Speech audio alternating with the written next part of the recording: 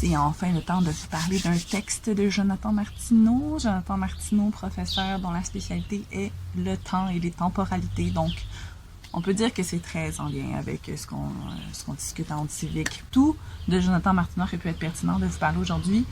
J'ai commencé un texte qui s'appelle « L'ère du temps, modernité capitaliste et aliénation temporelle ».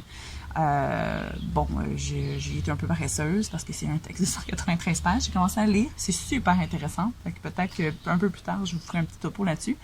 Mais je me suis rabattue sur un article scientifique qu'il a coécrit avec Jonathan Durand-Folco et qui est donc seulement de 20 pages. Donc ça me sauve un peu de temps. Et c'est un texte scientifique qui est accessible à tous. Vous allez sur Google Scholar, vous mettez « Paradoxe de l'accélération des rythmes de vie et capitalisme contemporain, les catégories sociales de temps à l'ère des technologies algorithmiques ».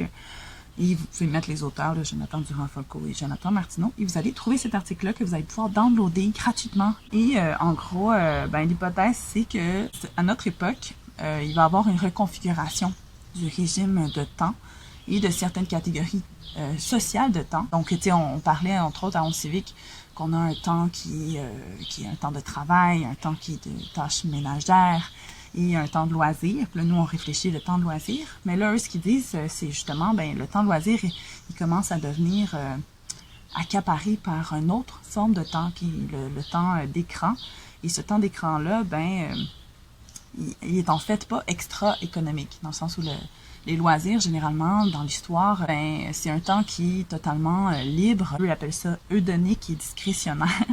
Mais dans le sens où on peut faire ce qu'on veut, on n'a pas d'attache, on n'est pas en train de travailler, on se fait juste du plaisir, puis c'est totalement libérateur, parce qu'on n'a pas à être productif. Puis là, ce que ça dit, c'est que le temps d'écran, il nous rend productifs sans qu'on le veuille vraiment. Donc, c'est plus tant du temps libre.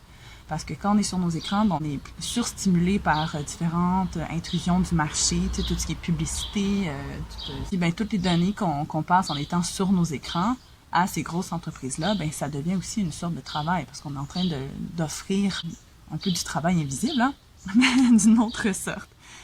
Donc, c'est un peu ce que nous apprend ce texte-là. Et en gros, ça vient un peu contrecarrer la solution de Catherine, considérant que si on travaillait moins, on serait donc mieux et on ressentirait moins cette accélération de la vie.